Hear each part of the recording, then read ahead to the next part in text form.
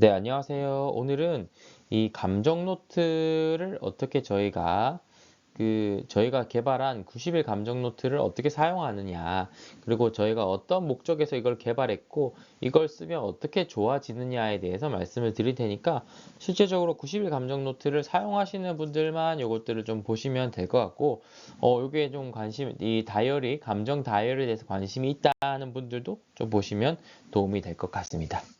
실제적으로 저희가 이 감정 노트라는 것들을 개발하게 된 계기가 이 2009년에 개발된 이 환자형 기분기록지 개발 타당도 연구를 참고한 거예요. 이거는 이제 서울대학교병원 하교석 교수님께서 이 조울증 환자들을 대상으로는 기분 기록지를 실제로 개발하고 진료실에서 쓰고 계신데, 제가 펠로우 때부터 물론 이제 파트는 좀 달랐지만 이 무드 파트라고 하는데, 기분 기록지를 사용하는 이 어떤 기분장애 파트에서 이 펠로우 선생님들에게 조금 요런 것들 좀 쓰면 도움이 됩니다 해서 저희 파트에서도 실제적으로 요런 기록지들을 썼던 경험이 있고, 이제 끝나고 나서도 제가 계속적으로 환자분들의 진료에 이런 것들을 많이 썼던 기록이 있어서 이런 것들을 어떻게 좀 개발하면 좋을지를 계속적으로 고민했던 것 같습니다. 실제적으로 이 연구 논문을 보면은 이 우울증의 증상과 이 기분 기록지를 하는 데에 있어서 이런 것들이 이제 어떤 도움이 되냐를 봤을 때 음의 상관관계가 있다고 해요. 그러니까 기분 기록지를 잘 적은 사람들은 이 우울증의 관리에 좀 도움이 되었다. 하지만 이 논문에서 밝히는 부분들은 이 조울증이라고 하는 것들은 조증과 우울증이 같이 겹쳐진 상태를 얘기하는데, 이 우울증의 상태의 이런 치료에는 도움이 되었지만 조증의 상태에는 이 기분 기록지의 적성이 크게 도움이 되지 않았다고 얘기를 합니다. 그 이유는 이 어떤 매닉 상태라고 하는데, 조증인 상태가 되면은 이 기분 기록지를 실제적으로 체크하고 자기 자신을 돌아보는 능력들이 확연히 떨어지기 때문에 아마도 이 기분 기록지의 사용이 조증 상태를 미리 캐치하고 조절하는 데에는 좀 제한이 있지 않았을까 하는 이 연구 개발진들의 이야기들도 있었고요. 저도 그렇게 생각하는 바이고요. 실제적으로 이 기분 기록지를 사용했을 때 얼마나 주관적으로 도움이 되었을까를 물어보는 설문지가 있어요. 그래서 내 기분을 얼마나 이해하는지에는 매우 도움이 되었다. 90% 이상 도움이 되었다고 하고, 실제적으로 이 기분 기록지가 필요하다고 했을 때도 얼마죠? 한 80% 이상이 도움이 되었다. 필요하다.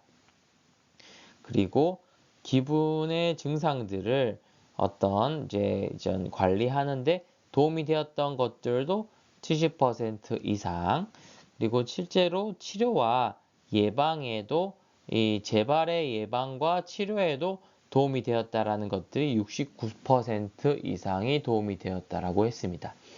그렇기 때문에 이 기분 기록지를 작성하는 것은 양극성 장애뿐만 아니라 우리의 기분과 감정 상태를 조절하는 데는 매우 도움이 되었다라고 얘기할 수 있는 연구 결과이고, 실제적으로도 좀 아쉬운 부분은 뭐냐면, 기분 기록지를 작성했을 때 매일매일 작성하는 것은 어렵습니다라고 얘기한 사람들이 60%, 50%, 60% 이상이 되었어요.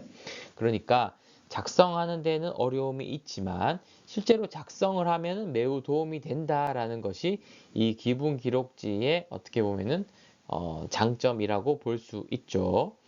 그래서 여기 보시면 왼쪽에 기분 기록지가 이 하규석 교수님께서 연구하신 기분 기록지예요.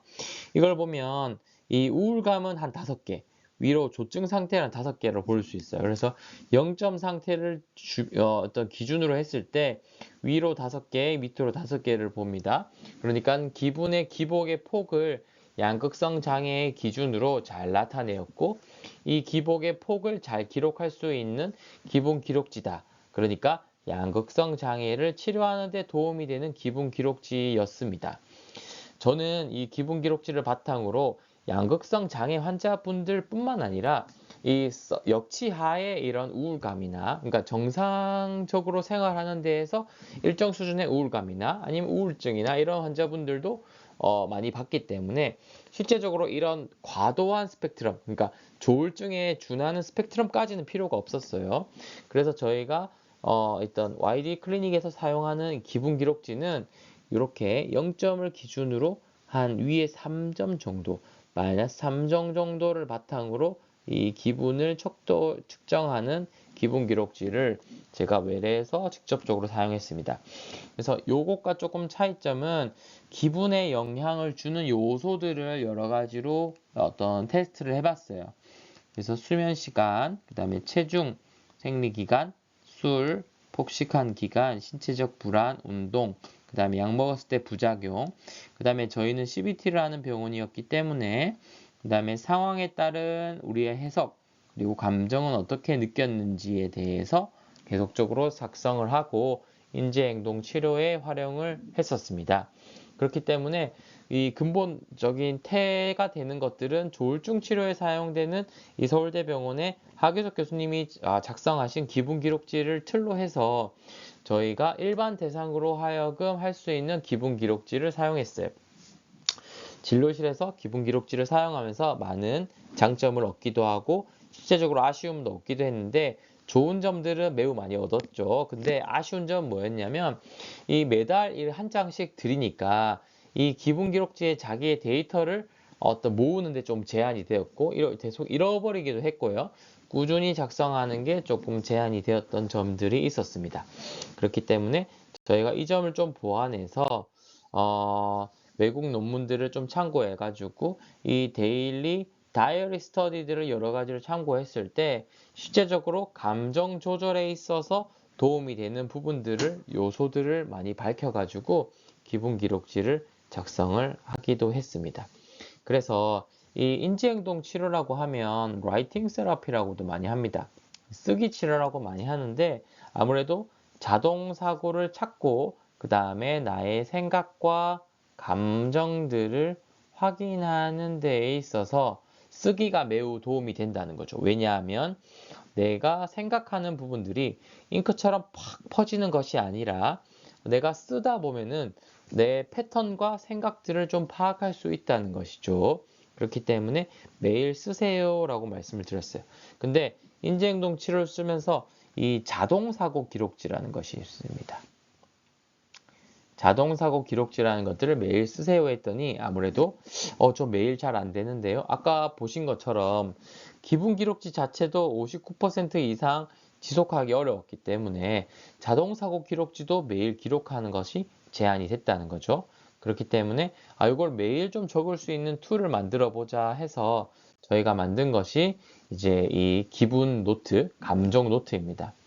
그래서 이 기분 기록지가 저희가 감정 조절에 매우 도움이 되는데 매일 쓰지 않는 것이 좀 안타까웠다는 거죠. 그리고 병원에 꼭 와야지 이걸 쓸 수 있었기 때문에 좀 제한이 됐다는 거죠. 그렇기 때문에 우리가 이거를 어떻게 좀 잘 쓸 수 있을지를 고민하면서 이걸 좀 어떻게 감정 노트를 기획하는 부분들이 있습니다.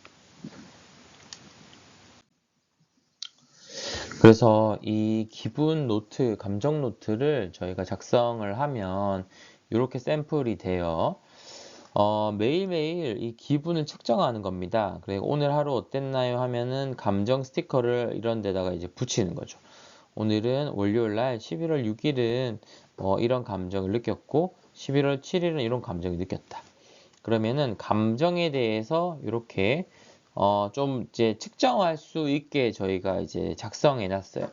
그러면 내가 기분이 보통이고 편안하면 0점, 약간 기분이 좋고 의욕적이면은 1점, 자신감이 좀 차 있는 상태면은 2점, 아예 완전히 좀 에너제틱해서 잠을 적게 자도 덜 피곤하면 3점, 그 다음에 의욕은 다소 떨어지지만 맡은 일을 할 수 있으면 마이너스 1점, 일상생활에 약간 제한이 있고 마이너스 2점, 뚜렷한 제한이 있으면 마이너스 3점 해가지고 매일매일 이렇게 감정들을 체크하는 겁니다. 그리고 기분에 영향을 줄 수 있는 요소에 대해서 이렇게 해놨어요.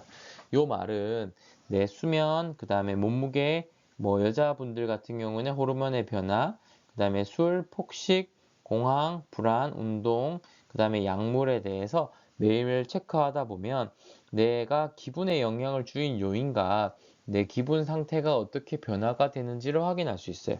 그러니까 내가 뭐 계절을 탄다, 또는 호르몬의 영향을 탄다, 또는 내가 어떤 부분 때문에 기분이 좀 다운되는지, 반대로 내가 어떤 부분 때문에 기분이 좀 개선이 되는지를 확인할 수가 있는 것이죠. 그리고 여기 이제 마음건강 어드바이스에는 저희가 이 인지 왜곡 같은 것들, 내가 좀 주의해야 되는 부분들, 방어 기제 같은 것 좀 적어놨기 때문에 나의 일주일을 조금 돌아볼 수 있는 계기가 될 거고요. 더 중요한 건 뭐냐면 매일매일 겪었던 일들 중에 생각과 감정에 대해서 나눠서 작성해 보는 겁니다. 그러니까 일기라고 하면 보통 어떤 일이 있었는지 팩트 위주로 좀 적기 좋지만 실제로 우리가 필요한 기분 노트에는 생각과 감정을 중심으로 어떻게 나눠서 적을 수 있는지를 적고, 그 다음 또 중요한 건 뭐냐면 내 이 어떤 경험했던 스트레스, 일주일간 스트레스 중에서 바꿀 수 있는 것은 무엇인지, 바꿀 수 없는 것은 무엇인지를 나눠보는 것이 중요합니다. 그래서 바꿀 수 없는 것은 수용해야 되겠죠. 이렇게 수용하고 바꿀 수 있는 것들은 이제 우리가 개선해야 될 목표이기 때문에 노력을 해야 된다. 그래서 다음 주 작은 목표로 이동을 해서 우리가 어떻게 노력을 할 것인지, 그 다음에 전략을 세우고 계획을 세워보는 것들이 매우 도움이 될 수 있다라고 볼 수 있습니다. 그렇기 때문에 이 감정 노트를 작성하면서 내가 어떤 생각과 감정의 패턴들을 가지는지를 좀 볼 수 있어요. 저희가 90일을 정한 이유는 뭐냐면 실질적으로 감정의 습관과 노력이 변화하는 데 걸리는 시간인데 개인에 따라서는 16일에서 216일 정도 걸린다고요. 평균 내면 66일이에요. 근데 66일로 뭔가 변화를 하기에는 제가 실제적으로 경험해 보니까 좀 아쉬운 부분이 있어요. 66일 플러스로 66일은 엄청 열정적으로 열심히 해야 되는 시기이고 플러스로 한 30일 정도는 조금 느슨하게 꾸준히 유지하는 기간이 필요하다는 거죠. 그렇기 때문에 여러분들께서 90일 정도만 내 감정을 훈련하고 그다음에 내 감정을 인식하는 과정들을 겪어보면 적어도 이런 어떤 감정을 조절하는 인지행동 치료를 직접적으로 경험하지 않더라도 실제적으로 내 생각의 패턴과 감정의 패턴들을 확인할 수 있는 부분들이 충분히 이루어질 수 있는 시간을 저희가 봤을 때는 연구로 봤을 때는 90일이다 라고 보고 있고, 이 90일 동안만 여러분들이 감정 노트를 꾸준히 적성만 하더라도 여러분들의 감정을 일정 부분 조절하거나 확인할 수 있습니다. 그래서 이 감정 노트가 필요한 분들은 뭐 혼자서 감정 조절이 안 되는 분들이 도움이 될 수도 있고요. 그 다음에 이 어떤 관계에서 부모 자녀 간에 또는 이런 부부 간에 또는 이성 간에 또는 어떤 직장 내에서 이런 관계에서의 스트레스를 받는 분들이 이런 어떤 감정 조절을 할 수 있는 그 대상과 함께 해보는 것들이 도움이 되고, 저희가 요걸 출시하고 실제적으로 제가 진료실에서 많이 해보면은 제일 많이 반응이 있으신 분들이 도움이 받았다고 하시는 분들은 이 어떤 자녀와 그 다음에 어머니, 뭐 부모님이 대상이긴 한데 실제적으로 이제 그 어머니 말씀 많이 하시죠. 어머님과 자녀 간의 이런 감정과 생각을 같이 적어보고 패턴들을 확인해 봄으로써 좀 더 유대관계가 좋아지고 서로를 이해하는 시간을 가질 수도 있다라고 말씀을 드리고 싶습니다. 자, 여러분들 감정 노트를 90일 감정 노트를 활용하시는 여러분들 마지막까지 꼭 적어도 90일 동안은 해보라고 말씀을 드리고 싶고, 하시다가 잘 안 되는 분들은 언제나 질문 주시면 제가 언제든지 말씀을 드리도록 하겠습니다. 네, 모두 고생 많으셨고요. 앞으로 90일 동안 화이팅 해주시면 감사하겠습니다. 감사합니다.